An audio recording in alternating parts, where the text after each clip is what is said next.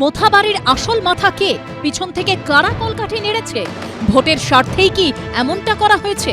কে সেই ষড়যন্ত্রী? ধর্মীয় মেরুকরণের উদ্দেশ্যেই কি মোথাবাড়ি কাণ্ড ঘটানো হয়েছে? ভোটের মুখে এতে কার লাভ হলো? মালদার যে ঘটনা করা হয়েছিল,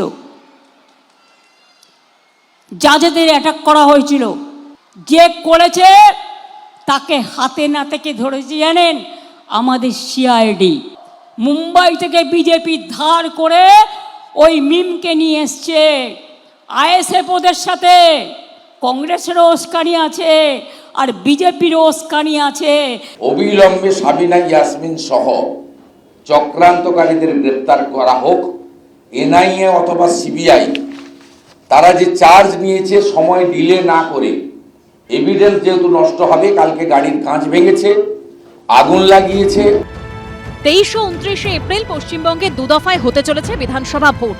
গতবারের মতো এবারও রাজ্যের শাসক দল তৃণমূলের অন্যতম অস্ত্র খেলা হবে স্লোগান। আর সেই স্লোগানকে হাতিয়ার করে বিজেপি ও নির্বাচন কমিশনকে একসঙ্গে আক্রমণ করেছেন মমতা বন্দ্যোপাধ্যায়। ফের নিশানা করেছেন অমিত শাহকেও।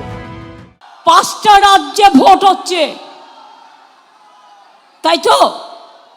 আসাম, তামিলনাড়ু, কেরালা, বেঙ্গল 506 জন অফিসারকে ট্রান্সফার করেছে।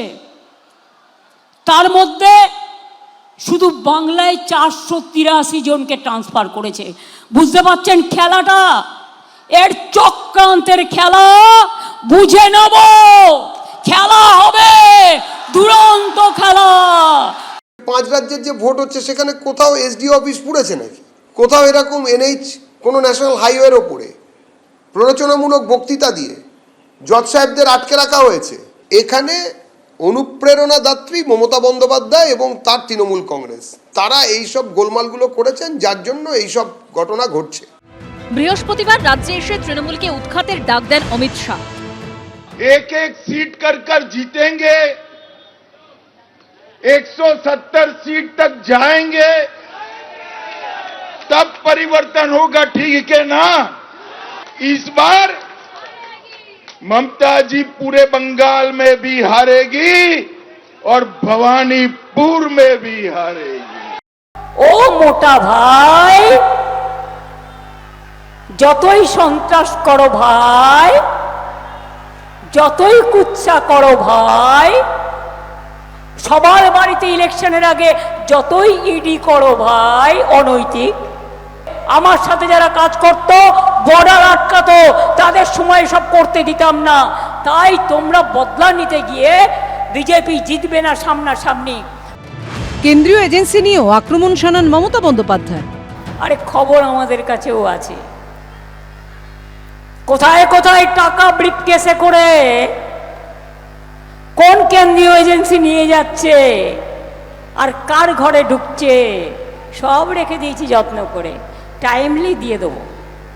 বিজেপি কখনো কেন্দ্রীয় সরকারের মানে কোনো সংস্থাকে অপব্যবহার করে না। যদি অপব্যবহার করতো তাহলে তো সব গোটা মন্ত্রিসভাটাই জেলের মধ্যে ঢুকে থাকতো। এবারের ভোটের সব নজর মুখ্যমন্ত্রীর কেন্দ্রে। নন্দীগ্রামের পাশাপাশি এবার ভবানীপুরেও বিজেপি প্রার্থী হিসেবে লড়ছেন শুভেন্দু অধিকারী। বৃহস্পতিবার অমিত শাহর উপস্থিতিতে নমিনেশন জমা দেন।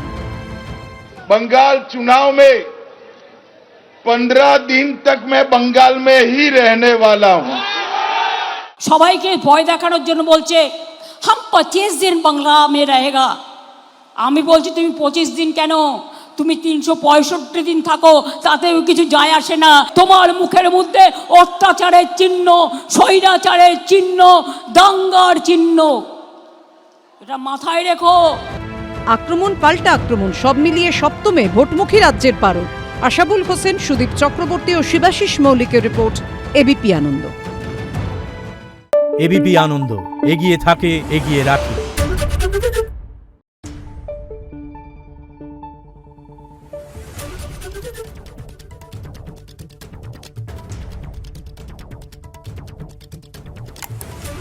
Thank you.